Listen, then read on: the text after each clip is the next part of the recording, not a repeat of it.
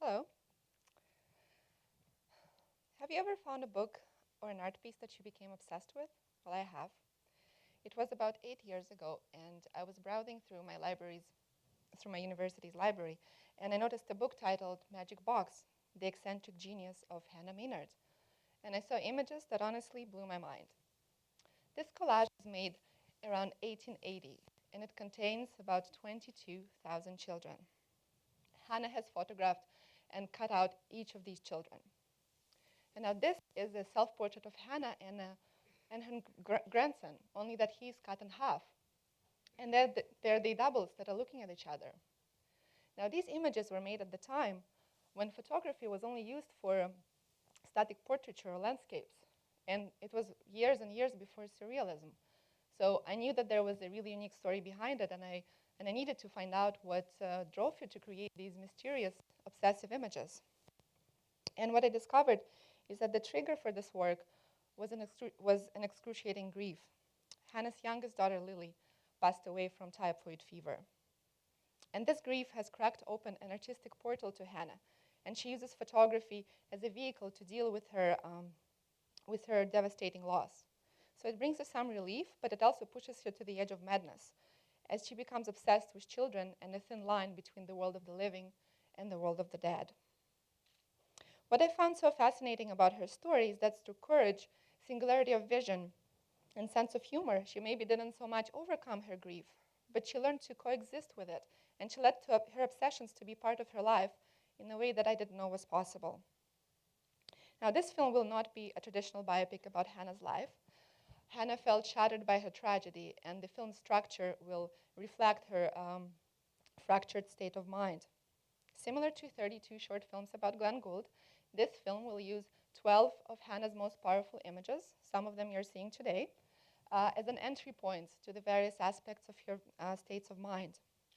Now, in the beginning, when Hannah opened her studio in Victoria, British Columbia, nobody would come to her for about 5 years because she was a woman. And it was Lily, her daughter, who was her biggest supporter. She was her muse, her model, who was there for her. And just as things started to look up for the studio, Lily passes away. And Hannah starts leading double life. During the day, she still takes studio portraiture, but she also actually decides to become Victoria's official police photographer and, and takes really interesting portraits, especially of the arrested kids. And at night, and at night, she joins Spiritualist Society in an attempt to connect to Lily. She feels splintered. Part of her is grieving. Part of her is going on with her daily life. She's even enjoying a tea with three of her other selves. And there's a portrait of Lily in the middle, and she also has her own cup of tea. So in a way, she kind of really hangs on a very thin thread. And then destiny prepares her yet another test. Her older daughter, Emma, drowns. And for Hannah, this one loss is too many. And she starts creating photo sculptures in which living children are made to look like bloodless statues. Emma's son comes to live with her. This is the grandson. And Hannah positions him both as dead and alive. And there are also photographs of Emma and Lily in the background. And by doing that, she's erasing the line between life and death.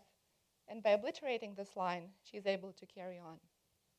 Now, her last collage is this beautiful, like eerily beautiful photo sculptures with lilies in the middle and lilies on its base and the collages of children from previous years. She calls it the Fountain of Youth. The multiple selves of Hannah Maynard juxtaposes the facets of a woman's mind to show how an artist and a mother defies the barriers between life and death and refuses to be overcome. She had this awesome sense of humor, actually. So about 7 years ago, I made a short documentary about Hannah, starring Sheila McCarthy. And Sheila shares my fascination with this lady, and she agreed to star in the feature. I will be directing and co-writing the film. I made 6 shorts that played at many festivals, including the Toronto Film Festival. I am a Talent Lab alumni and received numerous awards from Worldwide Short Film Festival, Linda Lee Tracy Award from Hot Dogs, and Female Eye Film Festival, among others. And I've done more than enough research for the film and have sketched each of the vignettes. What I'm looking is for a good co-writer and a producer. It will be a low-budget film with our primary target audience is people who love art. And I know that there are still a lot of people who love art. Higher up for it. um, so, yes, for example, people who went to see the film Basquiat engaged with the story of an artist who didn't have the fame of Pollock or Frida, or people who went to see 32 short films about Glenn Gould. They connected to the original approach to revealing the Gould's character. Now, I'm not a producer, but I was thinking that one of the many ways to reach to the audiences is to engage them on the online collaborative collages, kind of a la Hannah style. And as a result, unite them and they could form their own communities. And I truly believe that the richness of Hannah's story, the inventive structure, and Sheila's powerful performance will give the audience what they crave, a film that is different, creative, and also that emotionally moves them. Thank you.